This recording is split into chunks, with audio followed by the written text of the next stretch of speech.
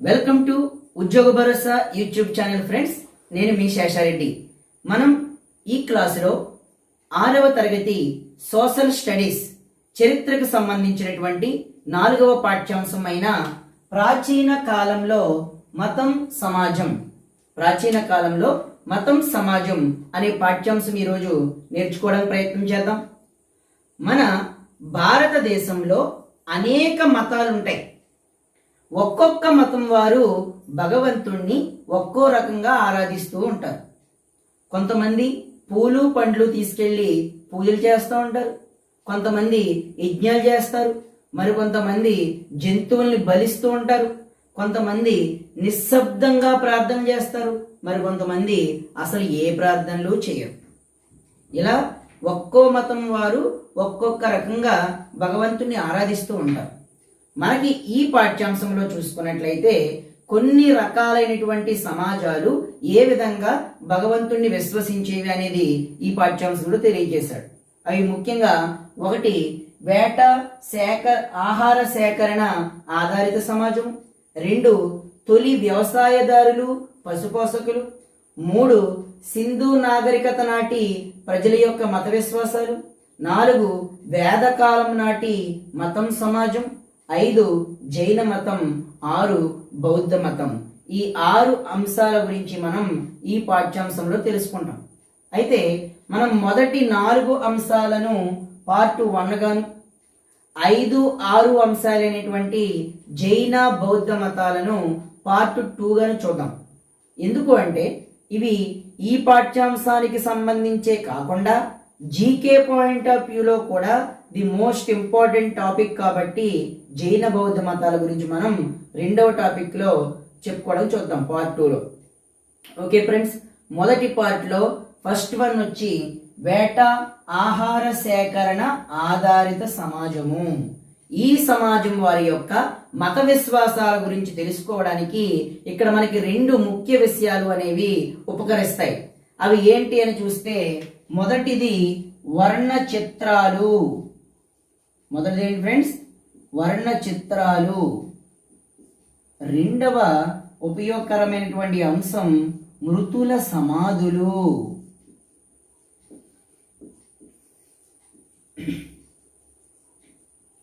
ఓకేనా ఫ్రెండ్స్? వేట ఆహార సేకరణ ఆధారిత సమాజం వారి యొక్క మత విశ్వాసాల గురించి తెలియజేసుకోవడానికి మనకి 2 ముఖ్యమైన అంశాలు ఉపకరిస్తాయి. అది 1 వర్ణ చిత్రాలు, 2వది మృతుల యొక్క సమాధులు. ఓకే, మనకి వేట ఆహార సేకరణ సమాజం వారు అంటే చెంచులు, కొండరెడ్లు, గోండులు, కోయలు, యానాదులు, సవరలు. వీళ్ళు ఇంకా ముఖ్యమైన వాళ్ళు అన్ని తెగల వారు కూడా వేట ఆహార సేకరణ మీద ఆధారపడిన వారే. అయితే మనకి ఈ పాఠ్యాంశంలో చెంచుల గురించి ఇవ్వడం జరిగింది కాబట్టి వారి యొక్క మత విశ్వాసాల గురించి మనం ఇప్పుడు చూద్దాం. ఓకే, చెంచులు అనేవారు ఎక్కడ నివసించేవారు అంటే అడవుల్లో నివసిస్తూ ఉండేవారు. వారికి అడవులు అన్నా అడవుల్లో ఉన్నటువంటి జంతువులన్నా అమితమైనటువంటి భక్తి ఉండేది. మరి ఉదాహరణగా చూసినట్లయితే ఈ చెంచులు నివసించేటటువంటి అడవుల్లోని గుహల్లో ఉన్నటువంటి గోడల మీద వీరు అనేక రకాల జంతువుల యొక్క బొమ్మలను చిత్రీకరించేవారు. వాటిని చూసినట్లయితే వీరు జంతువులకి ఎంత ప్రాముఖ్యత ఇచ్చేవారనే విషయం మనకి తెలుస్తుంది. మనకి టెక్స్ట్ బుక్ లో 2 ఉదాహరణలు ఇవ్వడం జరిగింది. అందులో మొదటిది భింబెట్కా. ఎక్కడ ఫ్రెండ్స్? భింబెట్కా. ఈ భింబెట్కా అనేది మధ్యప్రదేశ్ లో ఉంది.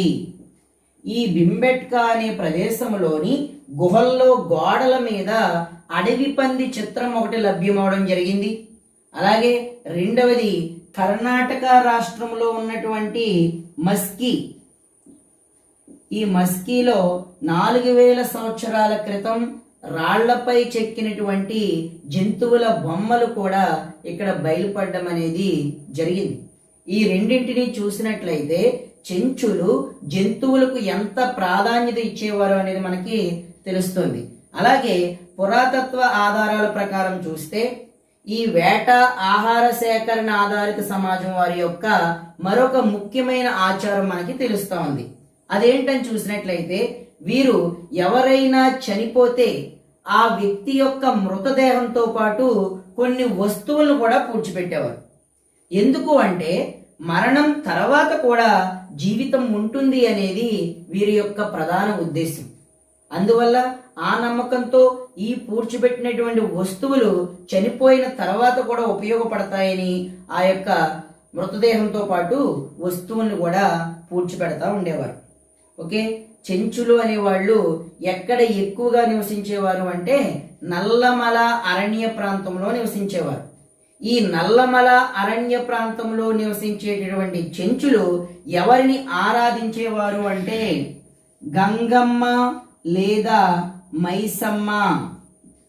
గంగమ్మ లేదా మైసమ్మ అనేటటువంటి స్త్రీ దేవతని ఎలా ఆరాధించేవారు అంటే నృత్యం ద్వారా ఆరాధించేవారు. నాట్యం చేస్తూ ఈ యొక్క గంగమ్మ లేదా మైసమ్మ అనే దేవతను ఆరాధిస్తూ ఆవిడికి ప్రీతికరమైనటువంటి వస్తువులను ఆమెకు బహుకరిస్తూ ఉండేవారు. అలాగే ఇంకా వీరు ఏ ఏ దేవుళ్ళని పూజించేవారు అని చూసినట్లయితే శ్రీశైలంలో ఉన్నటువంటి మల్లికార్జున స్వామిని, అలాగే అహోబిలంలో ఉన్నటువంటి లక్ష్మీ నరసింహస్వామిని. ఎవరెవరిని ఫ్రెండ్స్? శ్రీశైలంలో ఉన్నటువంటి మల్లికార్జున స్వామిని, అహోబిలంలో ఉన్నటువంటి లక్ష్మీ నరసింహస్వామిని ఈ చెంచులు పూజిస్తూ ఉండేవారు. అలాగే ఈ ఇద్దరు దేవుళ్ళు కూడా తమ జాతి ఆడవాళ్లను వివాహం చేసుకున్నారు కాబట్టి వీరిని వారి యొక్క అల్లుళ్ళుగా భావిస్తూ ఉండేవారు. ఓకే, చెంచులు తమ అల్లుళ్ళుగా భావించే దేవుళ్ళు ఎవరు అని అడిగినట్లయితే ఒకటి శ్రీశైలంలో ఉన్నటువంటి మల్లికార్జున స్వామి, అలాగే రెండవది అహోబిలంలో ఉన్నటువంటి లక్ష్మీ నరసింహస్వామి. ఎవరండి? చెంచులు తమ జాతి ఆడపిల్లలను పెళ్లి చేసుకోవడం వల్ల వారి యొక్క అల్లుళ్ళుగా భావిస్తూ ఉండేవారు. మరి అలాగే ఈ అడవి ప్రాంతంలో నివసించేటటువంటి ఈ వేట ఆహార సేకరణ సమాజం గురించి తెలియజేసే మరొక ముఖ్యమైన అంశం పెరియ పురాణము. ఈ పెరియ పురాణము అనేది 12వ శతాబ్దానికి చెందినటువంటి పురాణం అండి. ఇది ఏ భాషలో ఉంది అంటే తమిళ భాషలో ఉంది. 12వ శతాబ్దానికి చెందినటువంటి తమిళ పెరియ పురాణము అనేది మన ఆంధ్రప్రదేశ్ రాష్ట్రంలోని చిత్తూరు జిల్లాలో శ్రీకాళహస్తి యొక్క అరణ్య ప్రాంతంలో నివసించే ఈ వేట ఆహార సేకరణ ఆధారిత సమాజం వారి యొక్క మత విశ్వాసాల గురించి తెలియజేస్తుంది. ఏంటండి? పెరియ పురాణము. ఎన్నో శతాబ్దం నాటిదండి? 12వ శతాబ్దము. ఏ భాషలో ఉందండి? తమిళ భాషలో ఉంది. ఎక్కడున్న వారి యొక్క మత విశ్వాసాల గురించి తెలియజేస్తుందండి? చిత్తూరు జిల్లాలోని శ్రీకాళహస్తి అరణ్య ప్రాంతంలో నివసించే వేట ఆహార సేకరణ ఆధారిత సమాజం వారి యొక్క మత విశ్వాసాల గురించి తెలియజేస్తుంది. మరి ఈ పెరియ పురాణంలో మన తెలుగు వారందరికీ సుపరిచితుడు అయినటువంటి భక్త కన్నప్ప యొక్క కథ కూడా పెరియ పురాణంలోనే ఉంది. ఎవరి భక్త కన్నప్ప అంటే కృష్ణరాజుని మాత్రం అనొద్దండి. ఎందుకంటే ప్రస్తుత జనరేషన్కి గౌతమిపుత్ర శాతకర్ణి ఎవరు అంటే బాలకృష్ణ గారని, అలాగే అన్నమయ్య ఎవరు అంటే నాగార్జున అని, ఇప్పుడు భక్త కన్నప్ప ఎవరు అంటే కృష్ణరాజు అని చెప్పేటటువంటి పరిస్థితి ఉంది.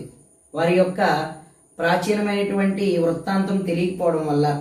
ఓకే, ఈ భక్త కన్నప్ప గురించి మనం 2 నిమిషాలు చూసినట్లయితే మన తెలుగు రాష్ట్రంలోని రాజంపేట అనే ప్రాంతాన్ని ఒక కోయ రాజు పరిపాలిస్తూ ఉండేవాడు.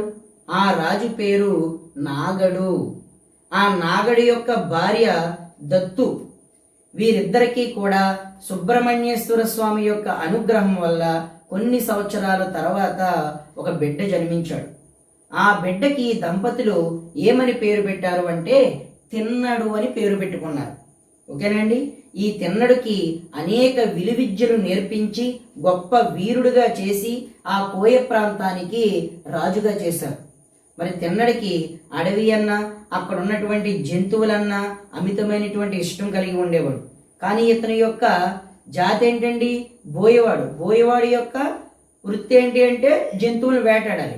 కానీ ఇతను జంతువుల మీద ఉన్నటువంటి కరుణ వల్ల చిన్న జంతువుల్ని కానీ, ఆడ జంతువుల్ని కానీ, లేదంటే గర్భిణిగా ఉన్నటువంటి జంతువుల్ని కానీ, గాయపడినటువంటి జంతువులు కానీ వేటాడేవాడు కాదు. ఒకరోజు తన మిత్రులైనటువంటి నాముడు కాముడు అనే ఇద్దరు ఫ్రెండ్స్తో వేటకెళ్ళినప్పుడు ఒక అడవి పంది తన యొక్క వల నుండి తప్పించుకుని పరిగెట్టడం ప్రారంభించింది. దాని వెనకగా పరిగెట్టి అది కొంత దూరం ఒక చెట్టు దగ్గర ఆగడంతో తన బాణంతో కొట్టి అడవి పందిని చంపడం జరిగింది. ఓకే, మరి వీళ్ళు పరిగెట్టి ఉండడం వల్ల అలసిపోయారు, దాహం వేస్తుంది. కొంచెం దూరంలో స్వర్ణముఖి నది కనిపిస్తా ఉంది. ఈ జంతువుని పందెం తీసుకుని ఆ స్వర్ణముఖి నదీ తీరానికి వెళ్ళిన తర్వాత ఆ నదీ తీరం ఒడ్డున ఉన్నటువంటి కాళహస్తి కొండ, ఆ కొండ మీద ఉన్నటువంటి దేవాలయం కనిపిస్తూ ఉన్నాయి.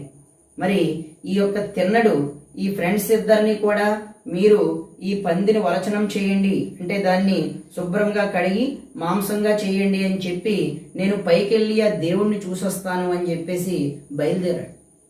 ఆ మెట్లు ఎక్కుతుండూ ఉండగా ఒక రకమైనటువంటి ఉద్విగ్నతకు లోనై తన శరీరం ఏదో తేలికవుతున్నట్టు అనిపించడం మొదలెట్టింది. పైకి వెళ్ళి ఒక్కసారిగా శివలింగాన్ని చూసిన వెంటనే తన్మయత్వం పొంది వెంటనే కౌగలించుకుని ముద్దులు పెడుతూ, ఏంటయ్యా శివయ్య, ఇంత అరణ్యంలో నువ్వు ఒక్కడవే ఉంటున్నావా? నువ్వు అసలు ఏమైనా తింటున్నావా లేదా? నీకు భయం అనేదే లేదా? నీకు ఇక్కడ ఎవరో తోడుండట్లేదు కదా?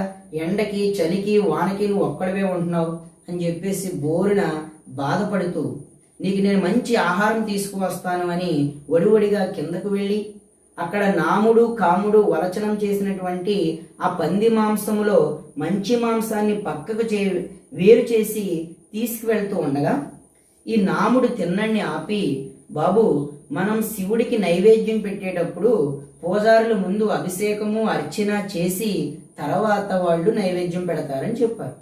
సరే అని చెప్పేసి ఈ తిన్నడు ఏం చేశాడు అంటే ఆ నదిలో ఉన్నటువంటి నీళ్లను తన పుక్కెట్లో తీసుకుని నోట్లోకి తీసుకుని కొన్ని పువ్వులు కోసి వాటిని తల మీద పెట్టుకుని ఈ మాంసాన్ని చేతులతో పట్టుకుని పైకి వెళ్ళి తన నోట్లో ఉన్నటువంటి నీటిని ఆ శివలింగం మీద ఉమ్మడం జరిగింది. అది శివుడికి అభిషేకం అయ్యింది. ఈ పువ్వులతో పూజ చేశాడు, అది అర్చన అయ్యింది. తర్వాత మాంసాన్ని అక్కడ పెట్టడం జరిగింది, అది నైవేద్యం అయ్యింది. మరి కాపలాగా ఏ జంతువులు కూడా రాకుండా అక్కడ కాపలా కాస్తూ అలా చూస్తూ ఉండిపోతున్నాడు శివలింగాన్ని. మరి ఈలోగా ఏంటి సమయం రాత్రి అయిపోతుంది, ఇంకా వీడి కిందకు రాలేదు అని చెప్పి నాముడు కాముడు పైకి వచ్చి ఎంత రమ్మన్నా సరే నేను రాను, నేను నా శివయ్యతోనే ఉంటాను అని చెప్పేసి ముందుకేయడం జరిగింది. వెంటనే వీళ్ళిద్దరూ వెళ్ళి వాళ్ళ అమ్మా నాన్నని తీసుకుని వచ్చారు. వారు కూడా బతిమాలారు ఇంటికి రమ్మని. లేదు, నేను ఇక్కడ నా శివయ్యతోనే ఉండిపోతాను అని చెప్పేసి చెప్పడంతో వాళ్ళు కూడా ఏమీ చేసేది లేక తిరిగి వెళ్ళిపోవడం అనేది జరిగింది. మరునాడు ఉదయం మళ్ళా శివుడికి ఈ యొక్క నైవేద్యం తీసుకురావడానికి వేట కోసం బయలుదేరాడు. బయలుదేరిన వెంటనే అక్కడ ఆలయ పూజారి అయినటువంటి వ్యక్తి పేరు శివగోచారి. ఈ శివగోచారి పూజ చేయడానికి రావడం జరిగింది. వచ్చిన వెంటనే అక్కడ ఉన్నటువంటి మాంసం అది చూసి చాలా బాధపడిపోయి, ఏంటి అపచారం, ఎవరు చేశారు ఈ ఘోరం అని బాధపడుతూ మళ్ళీ కిందకు వెళ్ళి తాను స్నానం చేసి అక్కడి నుంచి నీళ్లు తెచ్చి నదీ నీళ్లు శివుడికి అభిషేకం చేసి మళ్ళీ పూలు పండ్లు అక్కడ నైవేద్యంగా పెట్టడం జరిగింది. పెట్టేస్తాను వెళ్ళిపోయాడు. వెళ్ళిపోయిన మళ్ళీ ఎవరు వచ్చారు? తిన్నడు వచ్చి అవన్నీ పక్కన పెట్టేసి మళ్ళీ మాంసాన్ని నైవేద్యంగా పెట్టాడు. మరుసటి రోజు ఉదయం మళ్ళీ వేటకి వెళ్ళాడు. వెళ్ళిన వెంటనే మళ్ళీ పూజారి వచ్చాడు. పూజారి వచ్చి ఇవన్నీ మాంసం అది చూసి మళ్ళీ ఎవరు చేశారు ఇదంతా అని చెప్పి అవన్నీ పక్కకు తోసి పూలు పండ్లు నైవేద్యంగా పెట్టాడు. మళ్ళీ తిన్నడు వచ్చాడు. ఈ విధంగా 5 రోజుల పాటు జరుగుతూ ఉంది. ఇంకా ఒక రోజు 5 రోజులు అయిన తర్వాత ఇంకా శివగోచారి చాలా బాధపడుతూ, ఏంటయ్యా శివయ్య, ఈ ఎంత ఎవరు చేస్తున్నారు, నాకు చాలా బాధగా ఉంది అని చెప్పేసి అక్కడి నుంచి రోదిస్తూ ఇంటికి వెళ్ళిపోయాడు. వెళ్ళిపోయిన తర్వాత అదే రోజు రాత్రి శివుడు శివగోచారికి కల్లో కనిపించి, నువ్వు రేపు ఉదయం నా శివలింగం వెనక దాగుని ఉండి అక్కడ ఏమి జరుగుతుందో మొత్తం గమనించు అని చెప్పాడు కల్లో. ఓకే, మరుసటి రోజు శివగోచారి శివుడు చెప్పినట్టే ముందుగా వెళ్ళి తన యొక్క శివలింగం వెనకాల దాక్కుని ఉన్నాడు. ఈలోగా మన తిన్నడు ఈ మాంసాన్ని తీసుకుని వస్తూ ఉండగా భయంకరమైనటువంటి గాలి వర్షం వస్తూ ఉన్నాయి. ఏంటి దుశ్శకనాలు, ఏదో జరగబోతుందని అనుకుని పైకి వెళ్ళగానే అక్కడ శివుడి యొక్క శివలింగం ఒక కంటి నుంచి ధారగా రక్తం వస్తుంది.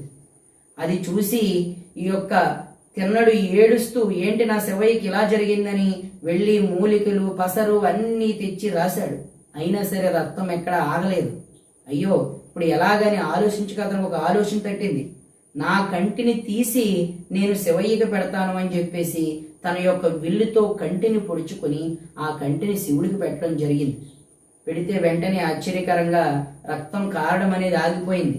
సంతోషం పట్టలేక నాట్యం చేస్తా ఉన్నాడు తిన్నడు.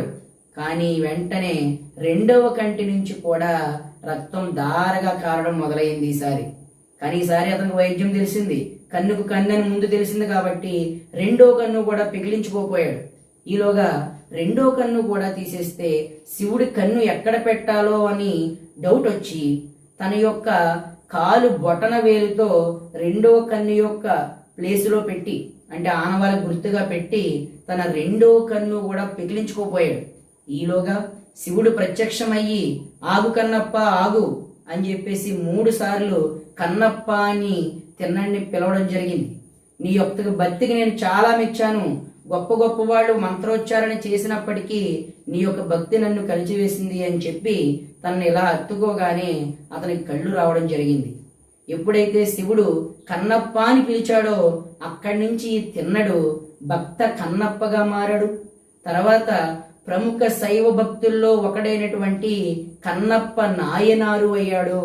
మనం తర్వాతి పాఠ్యాంశంలో ఆళ్వార్లు నాయనార్ల గురించి తెలుసుకుంటాం. ఆ నాయనారుల్లో 12 మంది నాయనారులో ఒక ప్రధానమైనటువంటి నాయనారే ఈ భక్త కన్నప్ప నాయనారు. ఈ కన్నప్ప నాయనార్ని సంస్కృతంలో నేత్రేశ నాయనారు అని కూడా అంటారు. శివగోచారి ఇదంతా చూసి ఇంత గొప్ప భక్తుడా అంటే తనను తాను అర్పించుకోవడానికి కూడా సిద్ధపడినటువంటి ఇతని భక్తే నాకన్నా గొప్ప భక్తి అని దేవుడి ముందు ఒప్పుకోవడం అనేది జరిగింది. ఇది మనకి భక్త కన్నప్ప యొక్క వృత్తాంతం. ఇదంతా ఏ పురాణంలో ఉంది ఫ్రెండ్స్? పెరియ పురాణము. భక్త కన్నప్ప యొక్క కథ ఏ పురాణంలో తెలపబడింది? మొన్న డిఎస్సిలో అడిగేటువంటి బిట్. ఏ పురాణం అది? పెరియ పురాణము. ఎన్నో శతాబ్దం నాటి పురాణము? 12వ శతాబ్దం నాటి తమిళ పురాణము. ఓకే, మరి ఈ పెరియ పురాణము చెప్తున్నటువంటి మరొక అంశం ఏంటి అంటే, ఇక్కడ ఒక ముసలి స్త్రీ అనేది పూజారిగా ఉండి, అంటే వేట ఆహార సేకరణ ఆధారిత సమాజంలో ఒక ముసలి స్త్రీ పూజారిగా ఉండి భగవంతుడికి మాంసం, తేనె, పాలు, పండ్లు నైవేద్యంగా పెడుతూ ఉండేది అని మనకి దేని ద్వారా తెలుస్తుంది అంటే పెరియ పురాణం ద్వారా తెలుస్తుంది. ఇది మనకి మొదటిది అయినటువంటి వేట ఆహార సేకరణ ఆధారిత సమాజం వారి యొక్క మత విశ్వాసాలు. ఓకే ఫ్రెండ్స్, ఇప్పటి వరకు మనం వేట ఆహార సేకరణ ఆధారిత సమాజం వారి యొక్క మత విశ్వాసాలు ఏ విధంగా ఉండేవో చూసాం. ఓకే, నెక్స్ట్ రెండవ వారు తొలి వ్యవసాయదారులు, పశుపోషకులు.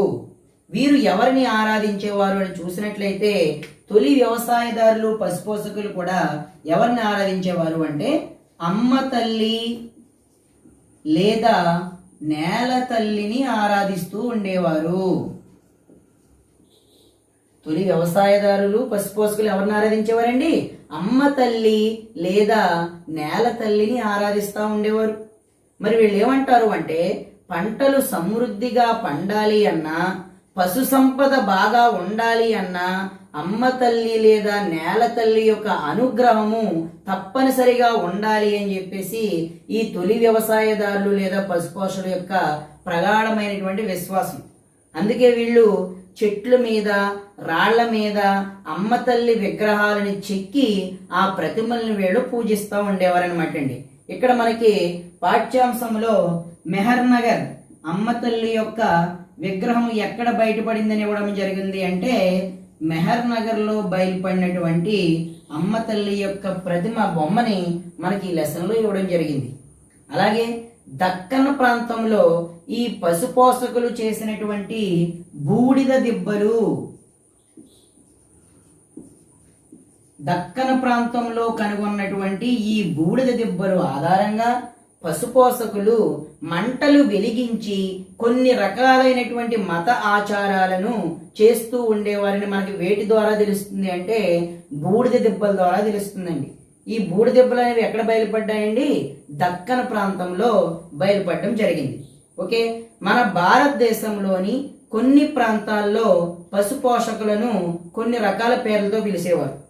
ఎక్కడెక్కడ ఏమని పిలిచేవారు అని మనం చూసినట్లయితే మహారాష్ట్రలో పశుపోషకుల్ని ఒక్కో ప్రాంతంలో ఒక్కో పేర్లతో పిలిచేవారండి. అందులో చూసినట్లయితే మహారాష్ట్రలో దంగర్లు అని, దంగర్. అలాగే కర్ణాటకలో కురుబా అని, మరి మన ఆంధ్రప్రదేశ్లో చూసినట్లయితే కురుమ, గొల్ల, యాదవ జాతులు అని పిలుస్తూ ఉండేవారు. ఓకేనండి. భారతదేశంలో పశుపోషకుల్ని వివిధ ప్రాంతాల్లో వివిధ పేర్లతో పిలిచేవారని చెప్పాం. అందులో మహారాష్ట్రలో పశుపోషకులను ఏమని పిలిచేవారండి? దంగర్లు అని పిలిచేవారు.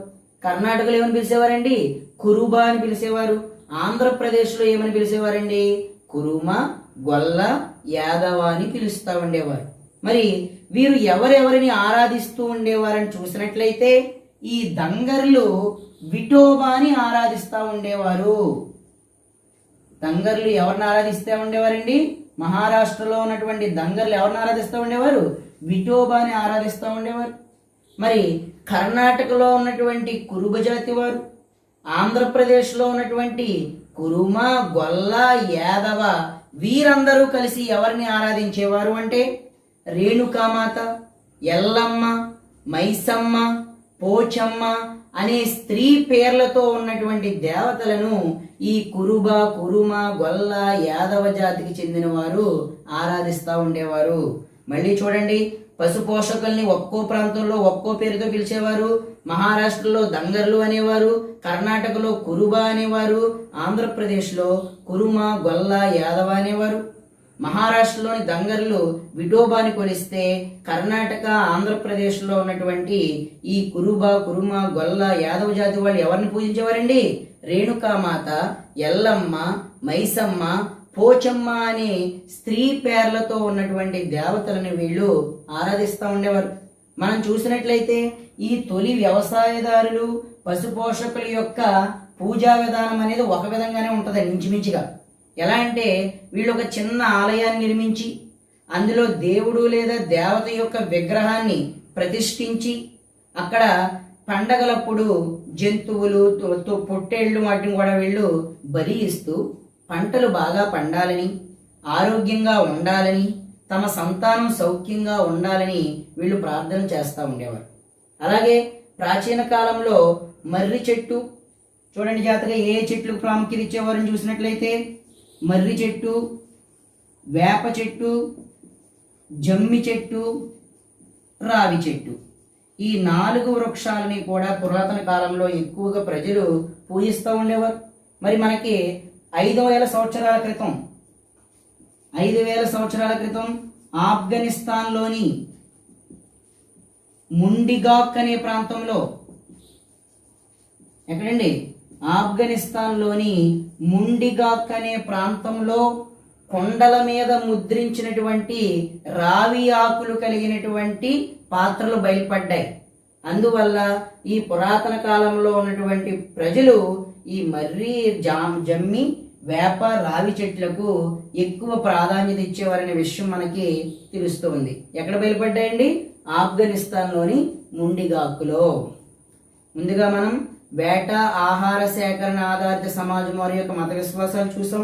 మరి రెండవ వారిగా మనం తొలి వ్యవసాయదారులు లేదా పశుపోషకులు ఎవరిని ఆరాధిస్తూ ఉండేవారని చూసిన దాంట్లో భాగంగా పశుపోషకులను ఒక్కో ప్రాంతంలో ఒక్కో పేరుతో పిలిచేవారని చెప్పామండి. మహారాష్ట్రలో ఏమని పిలిచేవారండి? దంగర్లు అని పిలిచేవారు. కర్ణాటకలో ఏమని పిలిచేవారండి? కురుబా అని పిలిచేవారు. ఆంధ్రప్రదేశ్లో ఏమని పిలిచేవారండి? కురుమ, గొల్ల, యాదవ అని పిలిచేవారు. దంగర్లు ఎవరిని ఆరాధించేవారండి? విఠోబాని ఆరాధించేవారు. ఈ కురుబ, కురుమ, గొల్ల, యాదవ ఎవరిని ఆరాధించేవారండి? రేణుకామాత, ఎల్లమ్మ, మైసమ్మ, పోచమ్మని ఆరాధిస్తూ ఉండేవారు. ఓకే, మనం మూడవది సింధు నాగరికత నాటి మతం.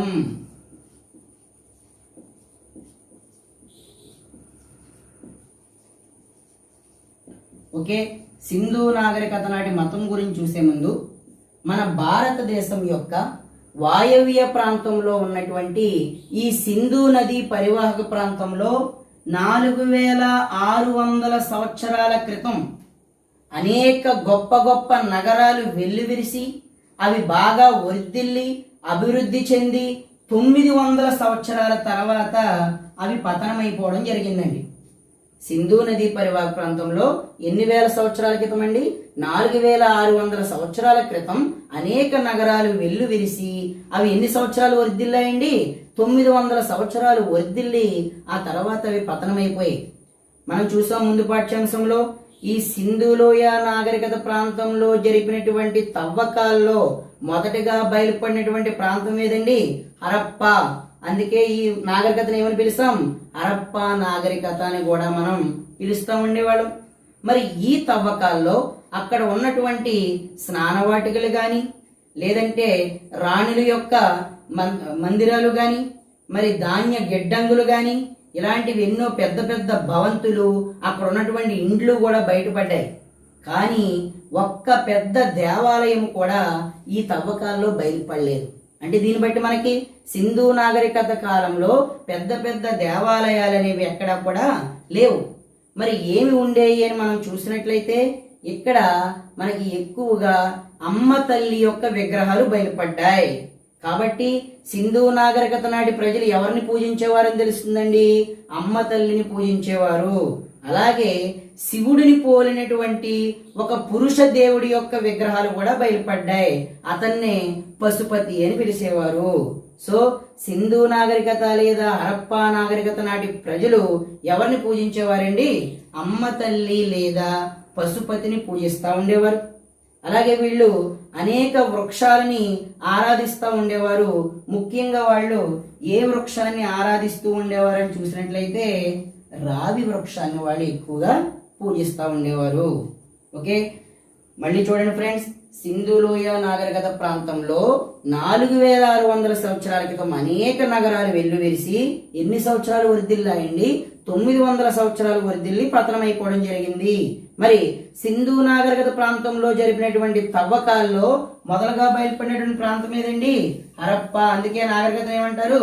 హరప్ప నాగరికత అంటారు. హరప్ప నాగరికత నాటి ప్రజలు ఎవరిని ఆరాధించేవారు అంటే అమ్మ తల్లి లేదా పశుపతిని ఆరాధిస్తూ ఉండేవారు.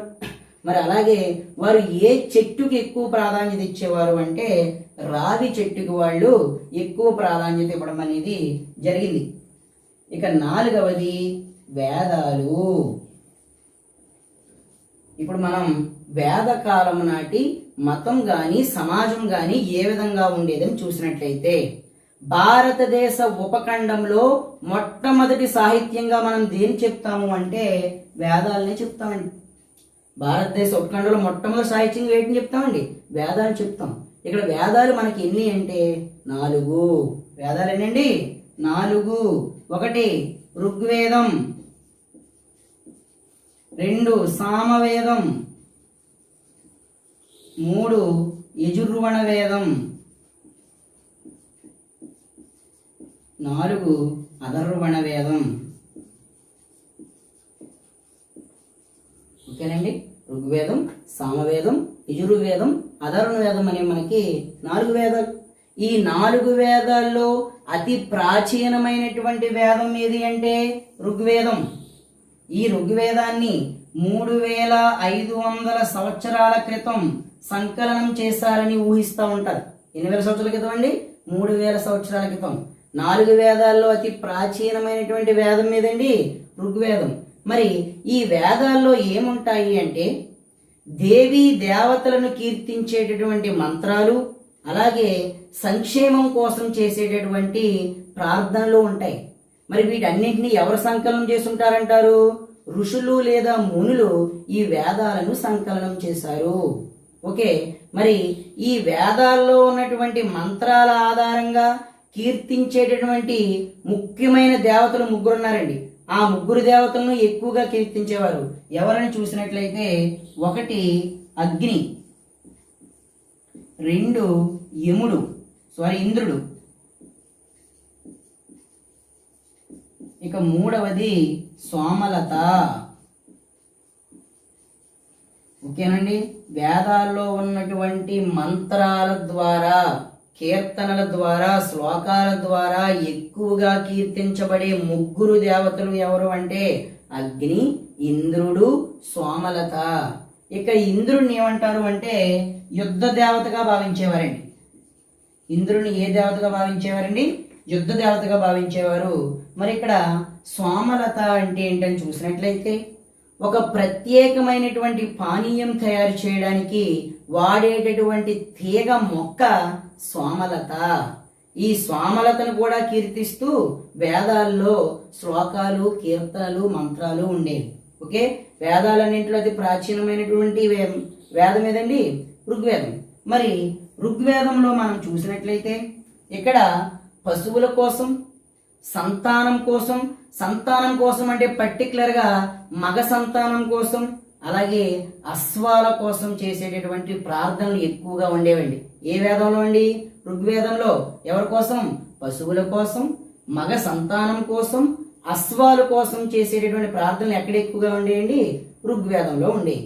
ఓకే, మరి వేద కాలం నాటి ప్రజలు ఎక్కువగా ఎక్కడ నివసించేవారు అని చూసినట్లయితే వాయవ్య ప్రాంతంలో ఉన్నటువంటి హిందూకుష్ పర్వతాలకు, ఎక్కడున్నాయని చెప్పామని హిందూకుష్ పర్వతాలు ఆఫ్ఘనిస్తాన్లో ఉన్నాయని చెప్పుకున్నామండి. ఈ హిందూకుష్ పర్వతాలకు అలాగే యమునా నదికి మధ్యలో ఈ వేదకాలం నాటి ప్రజలు ఎక్కువగా స్థిరపడ్డారనమాట. హిందూకుష్ పర్వతాలకి యమునా నదికి మధ్య ప్రాంతంలో వేదకాలం నాటి ప్రజలు స్థిరపడి వీరందరూ కూడా సమూహాలుగా నివసిస్తూ ఉండేవారు. అలా నివసించే సమూహాలను ఏమంటామండి? తెగ అంటాం. ఈ తెగకు మళ్ళీ ఒక నాయకుడు ఉండేవాడు. ఈ తెగల నాయకులందరూ కోసి నీటి కోసం, అలాగే అశ్వాల కోసం అంటే గుర్రాల కోసం, అలాగే పచ్చిక బయళ్ళ కోసం ఒకరితో ఒకరు యుద్ధాలు చేసుకుని చిన్న చిన్న రాజులుగా రూపాంతరం చెందారనమాట అండి. అంటే ఎవరైతే ఈ యుద్ధాల్లో విజయం సాధిస్తారో ఆ పక్క జనపదం లేదా పక్క తెగ వారి యొక్క జంతువుల్ని వీళ్ళు స్వాధీనం చేసుకుని వీరు ఒక చిన్న చిన్న రాజ్యాలను ఏర్పాటు చేసి చిన్న రాజులుగా వీళ్ళు రూపాంతరం చెందడం జరిగిందండి. అలాగే వేదకాలం నాటి ప్రజలు సమాజాన్ని ఎన్ని వర్గాలుగా విభజించబడి ఉండేవారు అంటే 4 వర్ణాలుగా. వేదకాలం నాటి ప్రజలు ఎన్ని వర్ణాలుగా విభజించబడి ఉండేవారండి? 4 వర్ణాలుగా విభజించబడ్డారు. అందులో చూసినట్లయితే మొదటిది బ్రాహ్మణులు, రెండవది క్షత్రియులు, మూడవ వారు వైశ్యులు, నాలుగవ వారు శూద్రులు. గమనించండి, వేదకాలం నాటి యొక్క సమాజాన్ని ఎన్ని వర్ణాలుగా విభజించడం జరిగిందండి?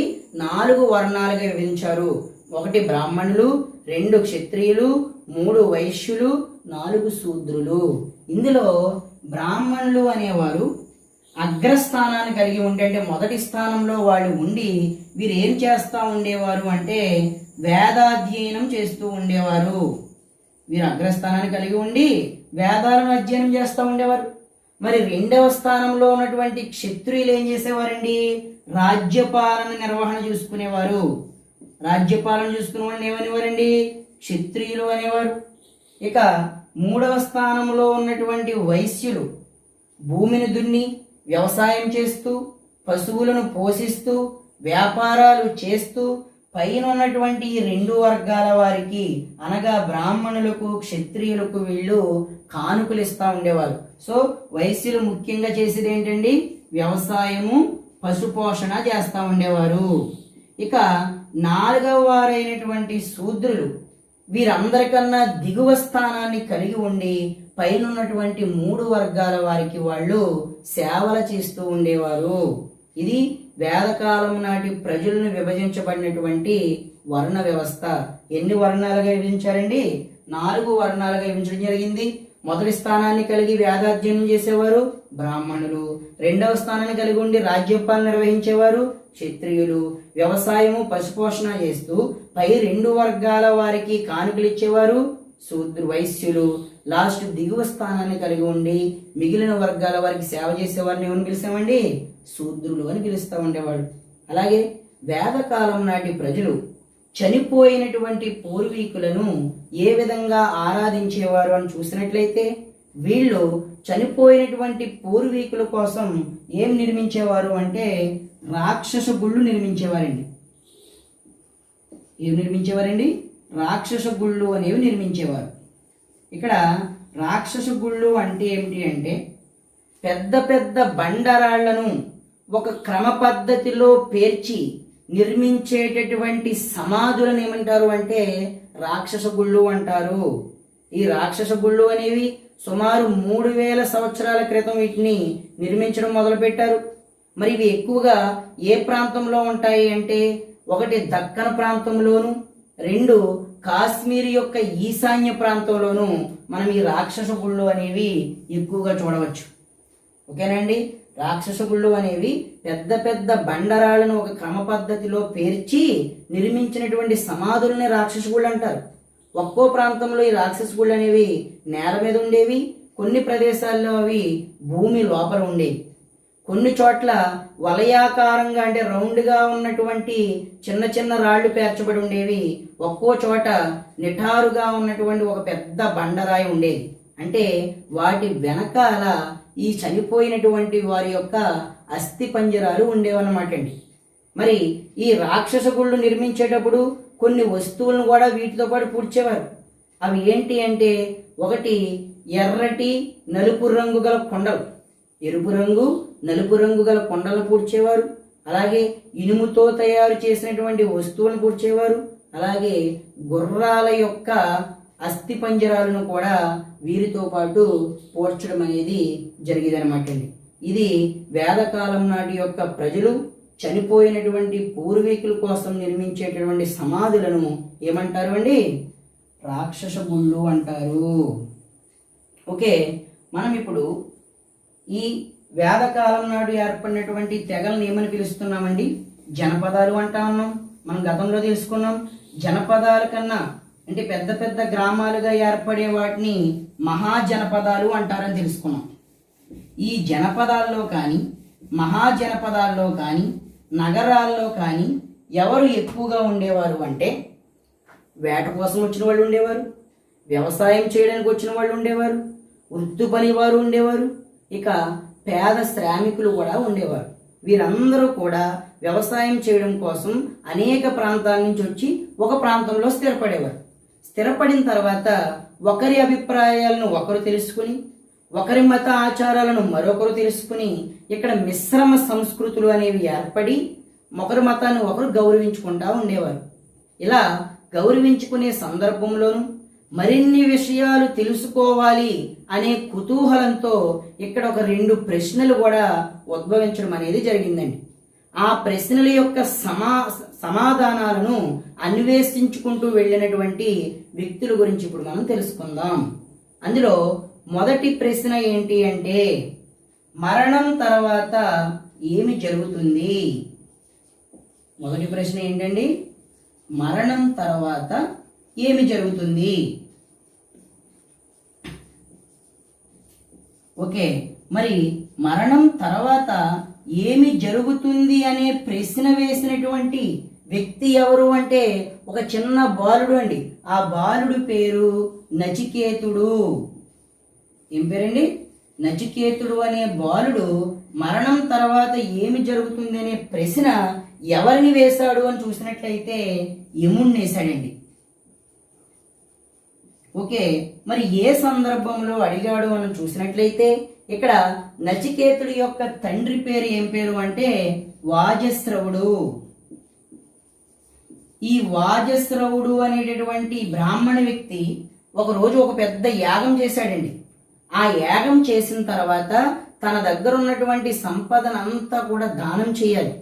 కానీ ఈ వాజస్రవుడు ఏం చేస్తున్నాడు అంటే కొంచెం బాగా ఉన్నటువంటి గోవులు లాంటి వాటిని పక్కన పెట్టి కొంచెం గుడ్డిగా ఉన్న వాటిని కుంటిగా ఉన్న వాటిని ఒకరికి దానం ఇస్తా ఉన్నాడు.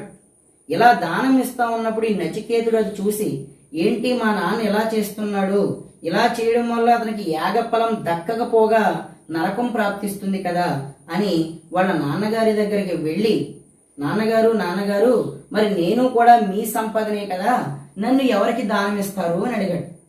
ఇక్కడ ఈ పంచే కార్యక్రమంలో బిజీగా ఉన్నటువంటి వాజశ్రవుడు విస్పెక్కి, బరి బాబు ఇప్పుడు ఇలాంటి ప్రశ్నలు వేయగరా, పక్కన ఉండరా అంటే, అలా కాదు, మీరు నన్ను ఎవరికి దానం ఇస్తారో చెప్పండి అని అడుగుతా ఉండేవాడు. ఇంకా విసిగిపోయినటువంటి వాజశ్రవుడు, నిన్ను యముడికి దానం ఇచ్చాను పోవు అంటాడనమాట అండి. జనరల్గా మనం చూడండి, ఎవరన్నా అదే పనిగా విసిగిస్తామంటే చంపగరా బాబు పోరా అంటాం. అలాగే ఇక్కడ వాజశ్రవుడు కూడా నేను యముడికి దానం ఇచ్చేసాను పోవు అంటాడు. మరి కార్యక్రమం అంతా అయిపోయిన తర్వాత, అయ్యో ఏంటి నేను ఆ విధంగా అన్నాను, మాట వెనక్కి తీసుకుంటే ఇబ్బంది కదా అని బాధపడుతున్న తరుణంలో నచికేతుడు వచ్చి, నాన్నగారు మీరు మాట వెనక్కి తీసుకోకూడదు, నేను యముడి దగ్గరికి వెళతాను అని చెప్పేసి వాళ్ళ నాన్నగారి దగ్గర అనుమతి తీసుకుని నేరుగా యముడి దగ్గరికి బయలుదేరాడు నచికేతుడు. అదే యమలోకం వెళ్ళిన తర్వాత అక్కడ యముడు లేడు. ఎక్కడైతేనో ఆ యొక్క ద్వారం వద్ద 3 రోజుల పాటు వేచి ఉన్నాడు నచికేతుడు. 3 రోజుల తర్వాత యముడు వచ్చాడు. ఏమయ్యా బాలక, ఎవరు నువ్వు, ఇక్కడ ఎప్పుడు వచ్చావు అంటే, నేను 3 రోజులై వచ్చాను అంటే, అయ్యో అతిథిని 3 రోజుల పాటు ఇక్కడ నేను వేచి ఉంచానా, దీనికి పశ్చాత్తాపంగా నేను నీకు 3 వరాలు ఇస్తాను, కోరుకోమని చెప్పాడు. మరి నచికేతుడు మొదటి వరంగా, నేను మళ్ళీ తిరిగి మా ఇంటికి వెళ్ళినప్పుడు మా నాన్న నన్ను సంతోషంగా స్వీకరించాలి, అలాగే మా నాన్నకి ఎటువంటి నరకము ప్రాప్తించకూడదు అని అడిగాడు. మరి రెండవ కోరిక ఏమని అడిగాడు అంటే, స్వర్గం ప్రాప్తించాలి అంటే ఏ క్రతువు అంటే ఏ యజ్ఞాన్ని చెయ్యాలి అని అడిగాడు. మరి యముడు వారికి ఆ ఏ క్రతువు చెయ్యాలో అది కూడా నేర్పించాడు. మరి 3వ కోరిక కోరుకోమంటే అతను కోరినటువంటి కోరిక ఏంటి అంటే, మరణం తర్వాత ఏమి జరుగుతుందో నాకు తెలియజేయండి అంటే బ్రహ్మతత్వం గురించి చెప్పమని అడిగాడు. అయ్యో ఒరే, నువ్వు చూస్తే చిన్న కుర్రాడివి, నీకు ఎలాంటి ప్రశ్నలు ఎందుకు, అది నీకు చెప్పకూడదు, కావాలంటే చెప్పు, నీకు బంగారు గోవులు గాని వెండి గోవులు గాని ఏం కావాలంటే అది ఇస్తానని యముడు దాటవేస్తుంటే, అదేమి కుదరదు, నాకు మీరు మరణం తర్వాత ఏమి జరుగుతుందో చెప్పాల్సిందే అని పట్టుబట్టాడు. ఆ పట్టుబట్టిన పట్టు చూసి యముడు కూడా సంతోషించి ఆ బ్రహ్మతత్వం గురించి నచికేతుడికి వివరించడం జరుగుతుంది. మరి ఈ సంభాషణ అంతా దేనిలో మనకి తెలియజేయబడింది అంటే కఠోపనిషత్. ఇది మొన్న డిఎస్సిలో అడిగినటువంటి బిట్టండి. మరణం తర్వాత ఏమి జరుగుతుంది అనే దాని గురించి నచికేతుడు యముడు మధ్య జరిగినటువంటి సంభాషణ దేని నుండి తీసుకోవడం జరిగింది అని అడిగాడు బిట్టు. కఠోపనిషత్తు అనే గ్రంథం నుంచి తీసుకోవడం జరిగింది. అందుకే స్వామి వివేకానంద గారు సందర్భంలో అంటారు, చెప్పిన పని చెప్పినట్టు మారు మాట్లాడకుండా చేసే 10 మంది నచికేతులు లాంటి వారిని నాకు ఇవ్వండి, ఈ ప్రపంచాన్ని నేను ఉర్రూతలూగిస్తాను అంటాడు. అంత గొప్ప పట్టుబట్టినటువంటి బాలుడు నచికేతుడు. మరి ఇక్కడ రెండవ ప్రశ్న కూడా ఉద్భవించిందండి. రెండవ ప్రశ్న ఏంటి అంటే, నాశనం లేనిది ఏంటి? మొదటి ప్రశ్న మరణం తర్వాత ఏమి జరుగుతుంది, దాని యొక్క సంభాషణ నచికేతుడికి యముడికి మధ్య జరిగింది. అది కఠోపనిషత్తు నుండి గ్రహించడం జరిగింది. రెండో ప్రశ్న ఏంటండి, నాశనం లేనిది ఏంటి?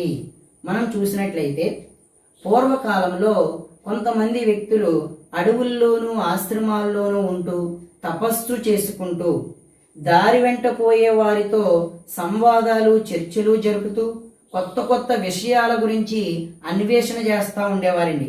అలా అన్వేషణ చేసినటువంటి వారిని ఏమని పిలిచేవారు అంటే ఋషులు లేదా మునులు అని పిలిచేవారండి. ఓకేనండి. అడవుల్లో కానీ ఆశ్రమాల్లో కానీ నివసిస్తూ కొత్త విషయాల గురించి అన్వేషించే వారిని ఏమని పిలిచేవారండి? ఋషులు లేదా మునులు అనేవారు. ఆ కాలంలో కొంతమంది రాజుల యొక్క ఆలోచన విధానం కూడా ఇలాగే ఉండేది. అంటే చర్చోపవాదాలు జరుపుతూ కొత్త కొత్త విషయాలు తెలుసుకోవాలనుకునేవారు. అలాంటి రాజుల యొక్క అభిప్రాయాలు, అలాంటి మునుల యొక్క అభిప్రాయాలు మనకి దేంట్లో ఉంటాయి అంటే ఉపనిషత్తుల ద్వారా మనం తెలుసుకోవచ్చు. మరి ఈ ఋషులు లేదా మునీశ్వరుల్లో గొప్పవారిగా మనం ఎవరిని పేర్కొంటాము అంటే యాజ్ఞవల్క్యుడు. ఎవరండి? ఋషులు లేదా మునుల్లో గొప్పవాడు ఎవరండి? యాజ్ఞవల్క్యుడు. ఉద్దాలక, ఆరుణి. ఈ ముగ్గురిని కూడా ముఖ్యం గొప్పవారైనటువంటి ఋషులు లేదా మునులుగా చెప్పుకుంటాం. వీరు ఆశ్రమాల్లో గాని అడవుల్లో గాని తపస్సు చేస్తూ వాదోపవాదాలు చేస్తూ కొత్త కొత్త విషయాలను అన్వేషించేవారు. మరి ఇప్పుడు వీళ్ళకి వచ్చినటువంటి సందేహం ఏంటండి? నాశనము లేనిది ఏది? వీరు వినాశనము లేనిది కాని, చావు లేనిది కాని, దుఃఖం లేనిది కాని, దీనికి గల పేరు ఏమని పెట్టారు అంటే ఆత్మ లేక బ్రాహ్మణ అని పెట్టారు. ఆత్మ లేక బ్రాహ్మణ. ఏంటండి ఇది? వినాశనము లేనిది, చావు లేనిది, దుఃఖం లేని దానికి ఈ మునులు పెట్టినటువంటి పేరు ఏంటి అంటే ఆత్మ లేక బ్రాహ్మణ. ఈ ఆత్మ లేక బ్రాహ్మణుని తెలుసుకున్నట్లయితే మనం దేన్ని పొందుతామండి? అమరత్వాన్ని పొందుతాం. మరి అలా అమరత్వాన్ని పొందాలి అంటే, ఆత్మ లేక బ్రాహ్మణాన్ని తెలుసుకోవాలి అంటే ఏమి చెయ్యాలి అని ఋషులు చెప్పారు అంటే తపస్సు ఆచరిస్తూ ఉండాలి అని వీళ్ళు తెలియజేశారు. తపస్సు ద్వారా మనం ఆత్మ లేక బ్రాహ్మణ్ణి తెలుసుకుని అమరత్వాన్ని పొందొచ్చు అని మనకి ఋషులు లేదా మునులు తెలియజేయడం జరిగింది. ఇది ఇప్పటి వరకు మనం తెలుసుకున్నటువంటి వేట ఆహార సేకరణ ఆధారిత సమాజం వారి యొక్క మత విశ్వాసాలు, అలాగే తొలి వ్యవసాయదారులు పశుపోషకుల యొక్క మత విశ్వాసాలు, అలాగే సింధులోయ నాగరికత నాటి మతం, అలాగే వేదకాలం నాటి మతం సమాజము. మరి మనం తర్వాతి పాఠ్యాంశంలో మిగిలిన 2 అంశాలైనటువంటి జైన బౌద్ధ మతాల గురించి నెక్స్ట్ వీడియోలో మనం బ్రీఫ్గా అంటే బాగా సమగ్రమంగా తెలుసుకోవచ్చండి. ఓకే, మరి మీకు గతంలో 5 పాఠ్యాంశాలు చెప్పడం జరిగిందండి హిస్టరీ నుంచి. ఈ 5 పాఠ్యాంశాల మీద రేపు మీకు టెస్ట్ కూడా కండక్ట్ చేయడం జరుగుతుంది. ఈ వీడియో అప్లోడ్ చేసినప్పుడు దాని యొక్క డిస్క్రిప్షన్లో మీకు లింక్ ఇవ్వడం జరుగుతుంది. కాబట్టి మీరు 5 పాఠ్యాంశాలు మీకు ఎంతవరకు అవగతమయ్యాయని తెలుసుకోవడానికి ఆ టెస్ట్ మీరు రాయండి చెప్పి తెలియజేస్తూ ఉన్నాను. మరి తర్వాతి పాఠ్యాంశంలో మనం జైన బౌద్ధ మతాల గురించి తెలుసుకోవచ్చు. Thank you.